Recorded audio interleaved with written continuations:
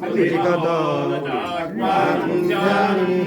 च न जाने स्तुतिकथाः न जाने मुद्रास्ते तदपि च न जाने विलपनम् परं जाने तरणं वेजहरणम् ज्ञानेन द्रविणहेनालसतया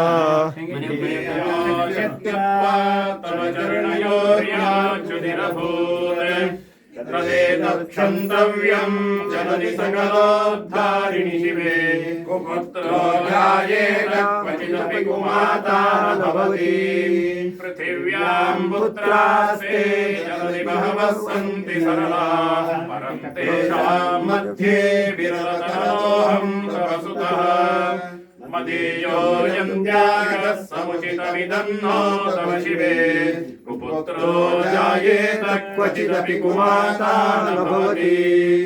जगन्मातर्मातस्तव चरणसेवावरचिता न वा दत्तं देवि द्रविणमपि भूयस्तव मया तथापि त्वं स्नेहं मयि निरुपमं यत्र कुरुषे कुपुत्रो जायेत क्वचिदपि कुमाता न भवति परित्यक्ता देवा विविधविधसेवा कुलशया मया पञ्चाशीतेरधिकमपनीते तु वयसि इदानीं चेन्मातस्तव यदि कृपानापि भविता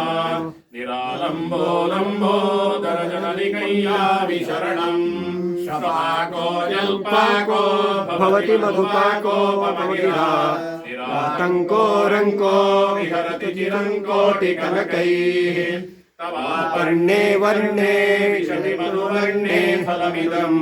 जनको जानीते जननि जपनीयं बहुविधौ चिताभस्मालेपो करलमशनं दिक्पटधरो जटाधारी कण्ठे भुजगमधिहारी पशुपतिः कपाले भूतेषु भजति जगदीशैकपदवीम् भवानि पुष्पाणि ग्रहण परिपाठी फलमिदम् न मोक्षस्याकाङ्क्षा न च विभवाञ्छापि च न मे न विज्ञानापेक्षा शशिमुखि सुखेच्छापि न पुनः अतस्त्वां संयाचे जननि जननय्यातु मम वै मृडानी रुद्राणि शिव शिव भवानीति जपतः नाराधितादिविधिना विविधोपचारैः इन्द्रोऽर्थचिन्तनपरैर्न कृतं रजोभिः श्यामे त्वमेव यदि किञ्चन मय्यनाथे धत्से कृपामुचितमम्ब परं तवैव आपत्सु मग्नस्मरणं त्वदीयं करोमि दुर्गे करुणार्णवेशी नैतच्छठत्वं मम भावयेथाः क्षुधादृशाद्दा जननीं स्मरन्ति जगदम्ब विचित्रमत्र किं परिपूर्णा करुणास्ति चेन्मयि अपराधपरम्परामृतं